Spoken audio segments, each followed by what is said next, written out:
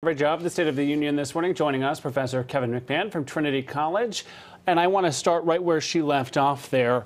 That exchange between the president and Nancy Pelosi. We have a picture we can share here, either the script being torn up or the handshake being missed. What did you make of this dynamic? We live in such a visual age. Yeah, well, I think in terms of the non-handshake, it was, usually there's a handshake that happens there, and he's being invited to the House, right? It's on her invitation on behalf of her fellow members of the House. So usually there's a handshake that goes on there. With regard to tearing it up, obviously she was angry. It was a very partisan speech.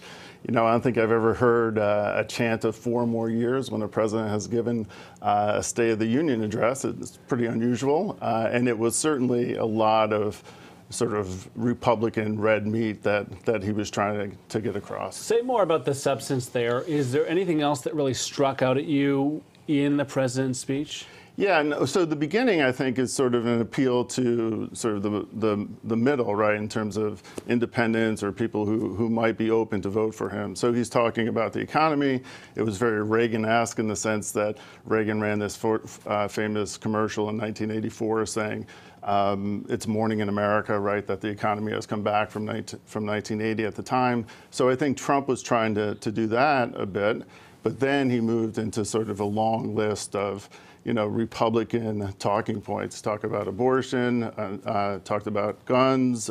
He gave Rush Limbaugh, who's certainly a very corrosive figure on the right, Medal of Freedom. So that list of things was certainly had the Republicans on their feet, yeah. But it's understandable why Nancy Pelosi would be upset about it. All right. We also heard from Democrats last night, two at one point Democratic women right. Making a presentation, holding up 3 fingers, chanting, all connected to the health care bill to lower drug punishes. Let's take a listen to that. We are curbing the opioid epidemic. That's certainly a scene there. I know they were wearing white as well for women's suffrage, the 100-year anniversary of that. But what did you make of that scene there, with people rising, holding up 3 fingers? Yeah, it's a little different.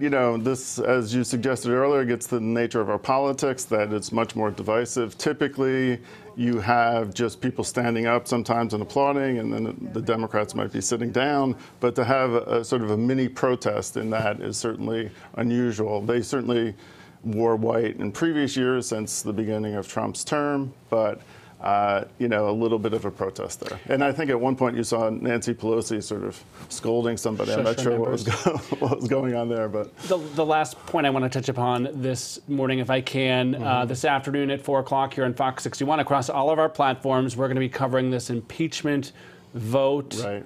What are we expecting here?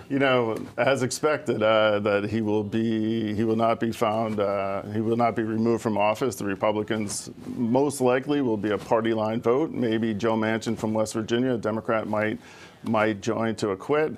But, the Republicans, some of them scolded him on the floor, Susan Collins,